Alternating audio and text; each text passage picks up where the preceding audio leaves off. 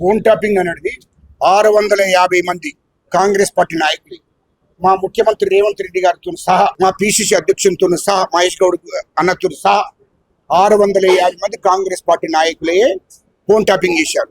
ఎవడు? కేసీఆర్, కేటీఆర్ వాళ్ళ ఆదేశాల మేరకు ప్రభాకర్ రావు అన్నట్టు ఫోన్ ట్యాపింగ్ చేశాడు. అదేవిధంగా ఇతర పార్టీ నాయకులందరికీ కూడా బీజేపీ వాళ్ళై, సిపిఐ వాళ్ళై, అన్ని తెలుగుదేశం పార్టీ అందరి కూడా ఫోన్ ట్యాపింగ్ జరిగాయి. రెండవది షర్మిల గారిది కూడా ఫోన్ ట్యాపింగ్ జరిగారు. అదేవిధంగా బిజినెస్ వాళ్ళై, కాంట్రాక్ట్ బిల్డర్లై, అదేవిధంగా చర్చిలై, అదేవిధంగా బంగారు షాప్ వాళ్ళై, అదేవిధంగా సినిమా ఇండస్ట్రీ వాళ్ళై, సినిమా హీరోలై, హీరోయిన్లై అన్ని ఫోన్ ట్యాపింగ్ చేశారు. ఈ ఫోన్ ట్యాపింగ్ ఎందుకు చేయవలసి వచ్చింది అంటే వ్యాపారులలో ఈ సినిమా ఇండస్ట్రీ వాళ్ళ వ్యాపారులు అందరి ఫోన్ ట్యాపింగ్ ఎందుకు చేసిందంటే ఫోన్ ట్యాపింగ్ చేసి 100 కోట్లు వసూలు చేశారు. అదేవిధంగా రుజువున్నది.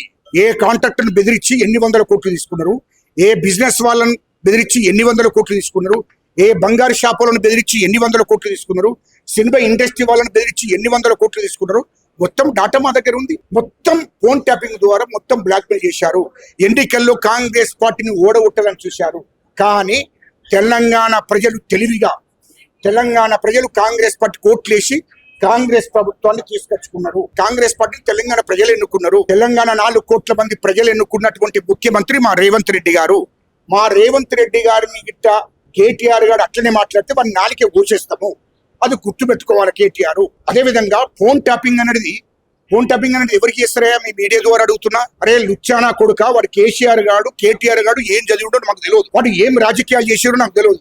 అరే లుచ్చానా కొడుకులారా, ఫోన్ ట్యాపింగ్ ఎవరు చేస్తారు? దేశ ద్రోహులై, అదేవిధంగా తీవ్రవాదులై, ఉగ్రవాదులై, నక్సలైట్లై, మావోయిస్టులై, అంటే దేశానికి రాష్ట్రానికి ప్రమాదం ఉంది వీళ్ళతోని అన్నప్పుడు ఫోన్ ట్యాపింగ్ చేస్తారు. ఇది వాస్తవం. మరి వీళ్ళంతా కాంగ్రెస్ పార్టీ నాయకులు, ఇతర పార్టీ నాయకులు, ఈ సినిమా ఇండస్ట్రీ వాళ్ళు, ఈ వ్యాపారులు, బిజినెస్ వాళ్ళు, వీళ్ళందరూ మావోయిస్ట్లా? అవరా లుచ్చానా కొడుక ప్రభాకర్ రావు గారు మాట్లాడుతాడు. ఏం మాట్లాడుతారు? వీళ్ళందరూ ఇట్లాంటి వాళ్ళకు అంటే ఆ చట్టము ఎవరికి వర్తిస్తుంది అంటే ఈ ఫోన్ ట్యాపింగ్ తప్పని పరిస్థితుల్లో దేశానికి నష్టం జరుగుతుంది, రాష్ట్ర ప్రజలకు నష్టం జరుగుతుంది, దేశ ప్రజలకు నష్టం జరుగుతుంది అన్నప్పుడే ఫోన్ ట్యాపింగ్ చేస్తారు. కానీ వాళ్ళు కేసీఆర్, కేటీఆర్ అన్నటోడు అధికారం చేతున్నదని ఆనాడు ముఖ్యమంత్రిగా కేసీఆర్, ఆనాడు మంత్రిగా కేటీఆర్, వాళ్లకు అధికారం చేతులున్నదని అహంతోని ఫోన్ ట్యాపింగ్ చేయించాడు. అటువంటి దుర్మార్గపు ఆలోచన చేసి ఈ తెలంగాణలో ఉన్నటువంటి వ్యాపారులై, బిజినెస్ వాళ్ళై, సినిమా ఇండస్ట్రీ వాళ్ళై, రాజకీయ నాయకులై అందరినీ కూడా ఫోన్ ట్యాపింగ్ చేసి వాళ్ళ ఆత్మగౌరవాన్ని దెబ్బతీశాడు. వాళ్ళ హక్కులను కాలరాశాడు. తెలంగాణ ప్రజల హక్కులను కాలరాశాడు. కాబట్టే చట్టం పని చట్టం చేసుకుంటూ పోతుంది. ప్రభుత్వం విచారణ జరుగుతుంది. చట్టం విచారణ అది కమిషన్, దాని ప్రభుత్వం విచారణ చేస్తుంది. ఖచ్చితంగా కేసీఆర్, కేటీఆర్, హరీష్ రావు, అదేవిధంగా ప్రభాకర్ రావు గారిని ఖచ్చితంగా తిహార్ జైలుకు పంపుతారు. విచారణ తర్వాత ఎందుకు తొందరపడుతున్నాడు? వాడు ఇష్టం వచ్చినట్టు మాట్లాడుతున్నాడు.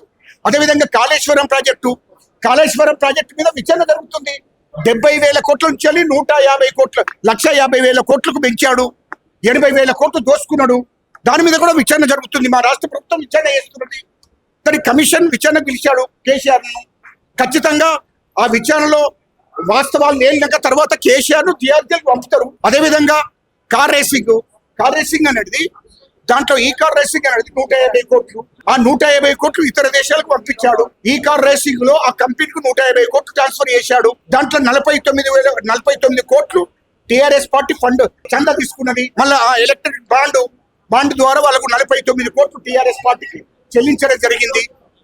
ఇది వాస్తవం కాదా? అంటే ఎన్నికల కోడ్ ఉండగా ఇంకోటి తెలంగాణ ప్రజలకు తెలవాలి. ఎన్నికల కోడ్ను ఉల్లంఘించి 2023లో ఎన్నికల కోడ్ ఉండంగా, అదేవిధంగా రాష్ట్ర ప్రభుత్వ ఖజానా నుంచి డబ్బులు ఇతర దేశాలకు పంపాలంటే ఆర్బీఐ పర్మిషన్ కావాలి, క్యాబినెట్ ఆమోదం ఉండాలి. ఎన్నికల కోడ్ ఉండంగా 50 కోట్లు లండన్ కు పంపించాడు కేటీఆర్ అన్నట్టు. వాడి సంగతి దగ్గర చేతున్నది మీరు తొందరపడకండి. వాడు ఇటనో 50 కోట్లు లండన్ కు పంపించాడు. లండన్ ఎట్లా పంపించాడు? ఆ లుచ్చనా కొడుకు కేటీఆర్ అన్నట్టు ఎట్లా పంపించాడు? ఎన్నికల కోడ్ను ఉల్లంఘించి, ఆర్బీఐ పర్మిషన్ తీసుకోకుండా, క్యాబినెట్ ఆమోదం లేకుండా ఎట్లా పంపుతాడు 50 కోట్లు? అందుకోసమే దాని మీద విచారణ జరుగుతుంది. అందుకోసమే వాడు భయపడుతున్నాడు, అలుగులోకి పడుతున్నాడు. ఖచ్చితంగా కేటీఆర్, నేను తిహార్ జైలుకు పంపుతావురా, ఎందుకు తొందరపడుతున్నావు? మా ముఖ్యమంత్రిని పట్టుకొని ఏంటి మళ్ళీ ఏంటి ఇంతకుముందు ఏమంటివి తెలంగాణ జయ తెలంగాణ ఎవరనలేదు. వాని కేటీఆర్ అనేటోడు వాడు లుచ్చా నా కొడుకు, వాడు దొంగ నా కొడుకు. అరే ఊరే లుచ్చా నా కొడుకు, నువ్వేం చదువు చదివినావు నాకు తెలియదు, ఏం రాజకీయాలు చేస్తున్నావో నాకు తెలియదు. రేవంత్ రెడ్డి గారు టీడీపీ ఎమ్మెల్యేగా ఉండగా నిండు అసెంబ్లీలో సీమాంధ్ర మంత్రులను, సీమాంధ్ర ఎమ్మెల్యేలను, సీమాంధ్ర ముఖ్యమంత్రిని మొత్తం తుమ్ము తులిపాడు. మా తెలంగాణ ప్రజలను అవమానపరుస్తున్నాడు, తెలంగాణ ప్రాజెక్టుకు నిధులు విడుదల చేస్తలేరు, తెలంగాణ ఉద్యమకాలను అవమానపరుస్తున్నారు, తెలంగాణ మనకు రాష్ట్రం కావాల్సిందే, రాష్ట్రం ఏర్పాటు కావాల్సిందని నిండు అసెంబ్లీలో మా ఆనాడు ఎమ్మెల్యేగా ఉండి మా రేవంత్ రెడ్డి గారు మాట్లాడాడు. ఆ రికార్డు చూసుకోండి అయ్యా, మీరు ఆ రికార్డు చూసుకోండి, మొత్తం ఆ రికార్డు చూసుకోండి. మొదలు ఎవరు తెలంగాణ లేదు, ఎవరు తెలంగాణ లేదు. అది తెలుసుకోకుండా కేటీఆర్ అన్నట్టు దొంగ మాటలు మాట్లాడుతున్నారు. ఇంకోటి రెండవది, టిఆర్ఎస్ పార్టీని ఎందుకు పెట్టారు? తెలంగాణ వాళ్ళు 0.5 ఉండరు. అటువంటి నా కొడుకులు టిఆర్ఎస్ పార్టీ తెలంగాణ పేరు మీద పెట్టుకొని 2004 నుంచి 2023 దాకా వాళ్ళు తెలంగాణ ప్రజలను మభ్యపెట్టి మోసం చేసి సెంటిమెంట్ను ఉపయోగించుకొని వాళ్ళు ఎమ్మెల్యేలు, ఎంపీలు, మంత్రులు అయ్యారు. అదేవిధంగా రాష్ట్ర ముఖ్యమంత్రి అయ్యాడు. రాష్ట్ర ప్రజలను, తెలంగాణ ప్రజలను అడ్డు పెట్టుకొని ఈ లుచ్చానా కొడుకులు తెలంగాణ అంటుండ్రు. సీమాంధ్ర వాళ్ళతోని 2012 డిసెంబర్ 24 రాసుకోండి మీడియా మిత్రులారా, 2012 డిసెంబర్ 24 అర్ధరాత్రి 12 గంటలకు కేసీఆర్ అన్నట్టు జగన్మోహన్ రెడ్డి ఆనాడు వైఎస్ఆర్ పార్టీ నాయకుడిగా జగన్మోహన్ రెడ్డి ఇంటికి పోయి రాత్రి 12 గంటల నుంచి 3 గంటల దాకా చర్చలు జరిపాడు. ఇది వాస్తవం కాకపోతే కేసీఆర్ చెప్పమన్నాడు. ఎట్లా? ఆనాడు తెలంగాణ ఉద్యమం నడుస్తుంది, మానుకోటలో దాడి జరిగింది. మానుకోటలో 11 మంది ఉద్యమకారుల మీద దాడి జరిగితే వరంగల్ హాస్పిటల్కి పోయినరు, గవర్నమెంట్ హాస్పిటల్ వేసిరు వాళ్ళను. మొత్తం అదే ఇప్పుడున్నటువంటి కవిష్కి రెడ్డి గారు, ఇదే జగన్మోహన్ రెడ్డి మూలంగా మొత్తం ఉద్యమకారుల మీద తుపాకులు పేల్చారు. మొత్తం మంది మీద కాళ్ళు ఇరుగొట్టారు, రెక్కలు ఇరుగొట్టారు, అందరి మీద దాడులు జరిగిన ఉద్యమకారుల మీద. అలాంటి జగన్మోహన్ రెడ్డి గారి మీద, జగన్మోహన్ రెడ్డి ఇంటికి 2012 డిసెంబర్ 24 తారీఖు నాడు రాత్రి 3 గంటల దాకా ఆయనతో ముచ్చటబెట్టి ఏమి ఒప్పందం జరిగింది మీ ఇద్దరి మధ్యలో, ఇది వాస్తవం కాదా? అదేవిధంగా రామోజీరావు గారిని బ్లాక్మెయిల్ చేసి 1,00,000 నాగాలు పెట్టి తున్నిస్తాని రామోజీరావు గారిని, ఈనాడు అధినేత రామోజీరావు గారిని బెదిరించి బ్లాక్మెయిల్ చేసి ప్రతి పార్టీ ఫండ్ ప్రతి సంవత్సరం 50 కోట్లు తీసుకున్నాడు.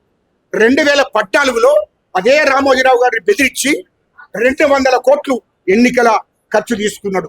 2014 ఎన్నికల పోటీ చేస్తున్నారు, ఎన్నికలు వచ్చినాయి.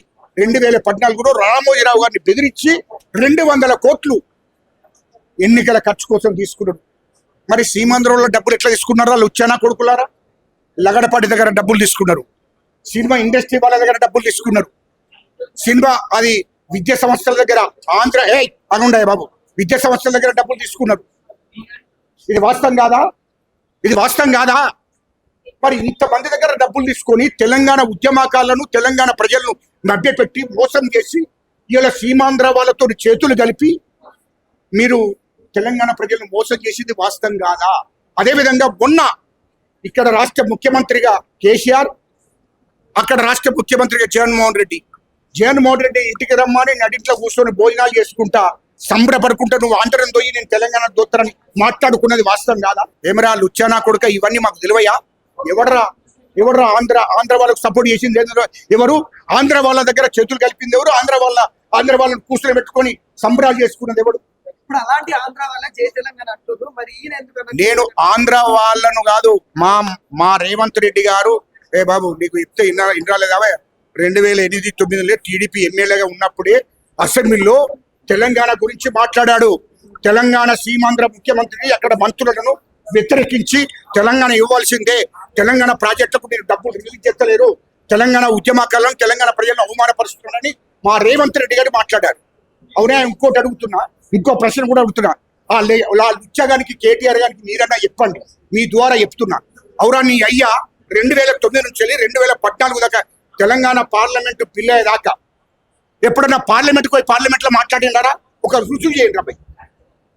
పార్లమెంట్ ఎంపీగా ఆ కేసీఆర్ అంటాడు, ఆనాడు ఎంపీ పార్లమెంటుకు 2009 నుంచి 2014 పార్లమెంట్కి పోలేదు, తెలంగాణ గురించి మాట్లాడలేదు. 2014లో తెలంగాణ బిల్లు పెట్టారు పార్లమెంట్లో. ఆనాడు ఈ కేసీఆర్ అంటాడు పార్లమెంట్లో లేడు. వీడావే తెలంగాణ తెచ్చింది. అరే భూషుడికే తెలంగాణ తెచ్చింది మేము. తెలంగాణ ప్రజా సంఘాల చైర్మన్ గా తెలంగాణలో కీలక పత్రం వహించిన చంద్రబాబు నాయుడు గారితో లేఖ ఇప్పించడం నేను. తెలంగాణలో ఆల్ పార్టీ ఎమ్మెల్యేలను ఎంపీలను ఏకం చేసింది నేను. కేంద్ర ప్రభుత్వం ఒత్తిడి తీసుకొచ్చింది నేను. తెలంగాణలో ఉన్నటువంటి ప్రజలందరినీ ఎస్సీలు, ఎస్టీలను, బీసీలను, మైనార్టీలను, రెడ్లను అందరినీ ఏకం చేసింది నేను. ప్రజా ఉద్యమం చేపట్టింది నేను. వీళ్ళు తెలంగాణ ఉద్యమాలు చేసిన వాళ్ళు మేము అందరం ఉండంగా నువ్వెక్కడదరా, నీకెక్కడదరా తెలంగాణ అనే హక్కు? 3 లక్షల కోట్లు దోసుకున్నటువంటి కేసీఆర్, కేటీఆర్ అంటోడు కూడా తెలంగాణ గురించి మాట్లాడతారా? తెలంగాణ ప్రజల రక్తాన్ని తాగింది. తెలంగాణ ప్రభుత్వ ఖజానాను ఖాళీ చేశారు. తెలంగాణ ఉద్యమాక్షులు పోసుకున్నారు. ఈ లుచ్చానా కొడుకులు తెలంగాణ ప్రజల చెమటలు రక్తాన్ని తాగిన నా కొడుకులు తెలంగాణ గురించి మాట్లాడే హక్కు లేదు. ఈ నా కొడుకులను ఖచ్చితంగా TR జైలుకు పంపడం ఖాయం. ఒకవేళ మీరు చట్టానికి సహకరించకపోతే మీరు TR జైలుకు పోకుండా తప్పించుకుందామని చూస్తున్నారేమో. కానీ మీరు ఇంతకుముందు అన్నారు కదా మావోయిస్టుల మీద మేము ఫోన్ టాపింగ్ చేసినాం అన్నారు కదా. ఖచ్చితంగా తెలంగాణ ఉద్యమకారులుగా మేమే తుపాకులు పడతాము. ఖచ్చితంగా నేను ఇంటి మీద దాడి చేస్తాము. నీ సంగతి ఏందో తేల్చుకుంటాము. నువ్వు సరిగా చట్టానికి సహకరించి మీరు చేసిన తప్పుడు ఒప్పుకొని మీరు లొంగిపోతే తప్ప, మీరు TR జైల్లో కూర్చుంటే తప్ప మిమ్మల్ని విడిచిపెట్టే ప్రసక్తి లేదు. ఎమ్మెల్సీ కవిత కూడా మాట్లాడతాము, మా అన్నకు మా నాయనకు ఎట్లా నోటీస్ ఇస్తామని చెప్పేసి అదేవతి అది కూడా నీతి అది కూడా మంచిదేనా? అది మొన్న లిక్కర్ కేసులో మన TR జైలుకు వచ్చింది. దాని గురించి కూడా మాట్లాడితే సిగ్గుపోతుంది బాబు. తెలంగాణ ప్రజలు ఇచ్చేది తీసింది. అది ఆడిదే ఉండి లిక్కర్ కేసులో అది కూడా మాట్లాడుతుంది. అది దాని సంగతి చెప్పాలి నావే. నేను మొత్తం చరిత్ర నా దగ్గర ఉంది, బాగుండదు మీకు చెప్తే. ఎందుకంటే ఈమె సంగతి ఏదో మొత్తం తెలుసు. దుబాయ్లో ఎన్ని ప్లాట్లు ఉన్నాయి, ఇక్కడ లండన్ లో ఏం కొన్నది మొత్తం అంటే ఆమె ఎన్ని వేల కోట్లు దోసుకున్నది అదంతా మా దగ్గర ఉందా? ఎందుకు మీరు హైదరాబాద్ చుట్టూ 30,000 ఎకరాలు దోసుకున్నారు. 30,000 ఎకరాల కోసమే ఆనాడు కేసీఆర్ ధరణి తీసుకొచ్చాడు. ఆ 30,000 ఎకరాల భూమి కేసీఆర్, కేటీఆర్, హరీష్ రావు, కవిత పేరు మీద, బినాం పేర్ల మీద ఉంది. అవన్నీ బయటకు వస్తాయి. ఎందుకు తొందరపడుతున్నావు కవితమ్మ? నువ్వు తొందరపడకు. ఖచ్చితంగా అందరి మీద విచారణ జరుగుతుంది. మిమ్మల్ని ఖచ్చితంగా TR జైలుకు పంపడం ఖాయం. మా రేవంత్ రెడ్డి గారిని 12 గంటలు పనిచేస్తుండయా? 18 గంటలు పనిచేస్తుండయా? 18 గంటలు మా ముఖ్యమంత్రి రేవంత్ రెడ్డి గారు ప్రజల కోసం పనిచేస్తున్నాడు. అలాంటి ముఖ్యమంత్రిని పట్టుకొని ఇష్టం వచ్చినట్టు కేటీఆర్ అన్నట్టు మాట్లాడుతుంటే చేతులు కట్టుకొని కూర్చుంటాం అనుకుంటున్నావురా? భూషుడికే నీ సంగతి ఏందో తేల్చుకుంటాము. ఖచ్చితంగా తెలంగాణ ఉద్యమకారులుగా ఖచ్చితంగా నీ సంగతి ఏందో తేల్చుకొని విడిచిపెట్టము. అది గుర్తుపెట్టుకోమని చెప్తున్నాను.